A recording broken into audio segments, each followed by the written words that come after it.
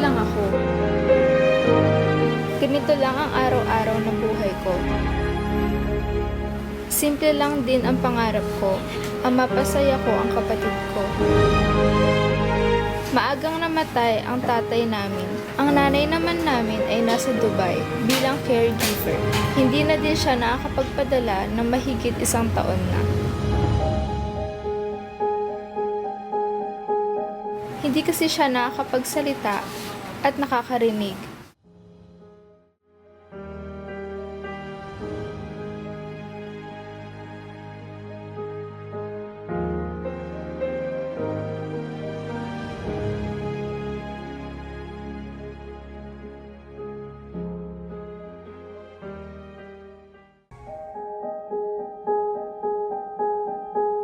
Ang pangalan ko ay Louie. Crush na crush ko si Jessie. Araw-araw ko siya pinupuntahan dito sa school ng kapatid niya. Nagsimula kasi nung 1 taon, bumili ako ng soft drinks noon. Nung patawid na ako, nakita ko si Jessie. Gandang-ganda ako sa kanya. Para ako nakakita ng anghel. Ika nga parang tumigil ang pagtibok ng puso ko. Hindi lang pala siya maganda. Mabait pa siya. Habang tumatawid, may tinulungan siyang bata na udapa. Simula noon, pupunta na ako dito lagi para lang makita ko siya. Kaso may problema. Hindi pala nakakapagsalita si Jessie.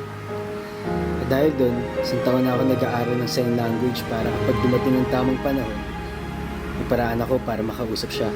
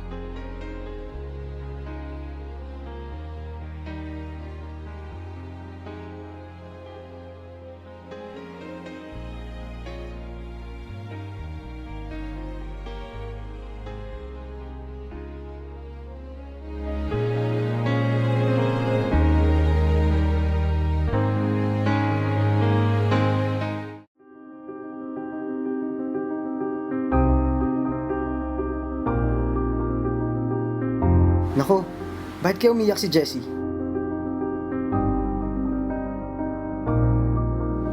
Puntahan ko na siya.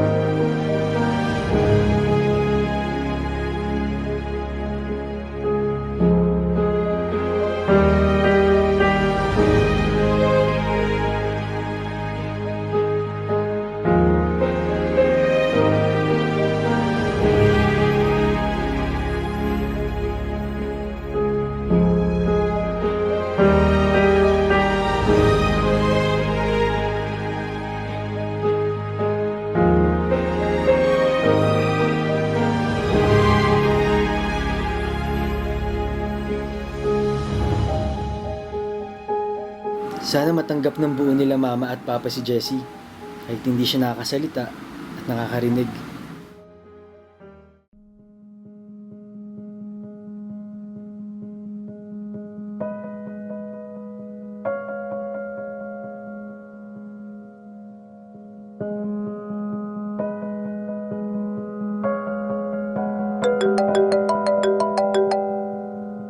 Hello, Ma? Oh, isa na kayo? Ano? Banawe. Sige. Dito na kami. Okay, bye-bye.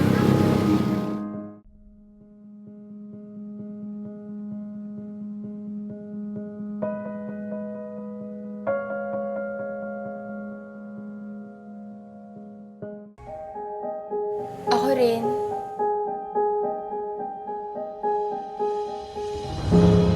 Ako nga pala si Louie. Tagal ko ng crush si Jessie. Ako na ata ang pinakamasayang lalaki sa mundo dahil girlfriend ko siya. Sa mundong ito, ang love ay nararamdaman gamit ng puso. Ako nga pala si Jessie. Mahal na mahal ko si Louie. Napatunayan ko sa buhay na to, hindi kailangan lahat naririnig o nakikita para malaman mo kung mahal mo ang isang tao kundi niraramdam ito.